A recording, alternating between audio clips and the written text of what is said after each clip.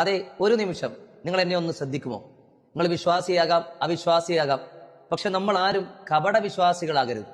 കാരണം ഫലസ്തീനെയും ഗാസയും സപ്പോർട്ട് ചെയ്തുകൊണ്ട് ധാരാളം ഹാഷ്ടാഗുകൾ സോഷ്യൽ മീഡിയയിൽ വാരി വിതറിയവരാണ് നമ്മളെല്ലാവരും. അതൊക്കെ നല്ലത് തന്നെയാണ്.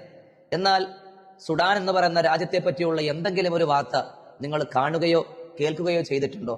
ഞാൻ കുറച്ച് വീഡിയോകൾ നിങ്ങളുടെ മുമ്പിലേക്ക് കാണിക്കാം, ഒന്ന് കണ്ടിട്ട് വരാം നമുക്ക്. محرقة مرة اللي بيتكلم عنها بتتكلم عن محرقة. دي المحرقة أمرك كنت أقدر ماتك ماتك ماتك ماتك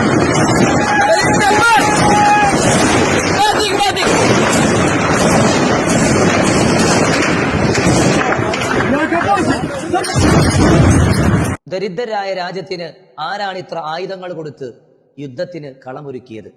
അതിന് ഒരേ ഉത്തരമുള്ളൂ, സുഡാനിലെ ആ സ്വർണം എങ്ങോട്ടാണ് പോകുന്നത്? ആരാണ് അത് തട്ടിയെടുത്തുകൊണ്ടിരിക്കുന്നത്? ചില അറബ് രാജ്യങ്ങളാണ് ഇങ്ങനെ കൈനനയാതെ മീൻ പിടിക്കാൻ ശ്രമിക്കുന്നത്. ആ പാവപ്പെട്ട രാജ്യത്തെ തകർത്ത് തരിപ്പണമാക്കി അവിടെയുള്ള പാവങ്ങളെ കൊന്നൊടുക്കി സ്വന്തം പള്ള വീർപ്പിക്കാനുള്ള അറബ് രാജ്യങ്ങളുടെ കുതന്ത്രമായിട്ടാണ് നമ്മൾ ഇതിനെ കാണേണ്ടത്. എത്ര വലിയ കൂട്ടക്കുരുതയാണ് സുഡാനിൽ നാം കണ്ടുകൊണ്ടിരിക്കുന്നത്. ഒറ്റ ദിവസം കൊണ്ട് 2000 മനുഷ്യ ജന്മങ്ങളെയാണ് കൊന്നൊടുക്കിയത്. എന്റെ പ്രിയമുള്ളവരെ, ആര് ചെയ്തു എന്നതിലല്ല, എന്തു പ്രവർത്തനമാണ് അവർ ചെയ്യുന്നത്. ഏത് അറബ് രാഷ്ട്രം ചെയ്താലും തെറ്റു തന്നെയാണ്. ഇനി നമുക്ക് കുറച്ചു കാലം അവർക്കു വേണ്ടി ശബ്ദിക്കാം. നമ്മുടെ ഹിപ്പോക്രസി ഇല്ലാതാകട്ടെ.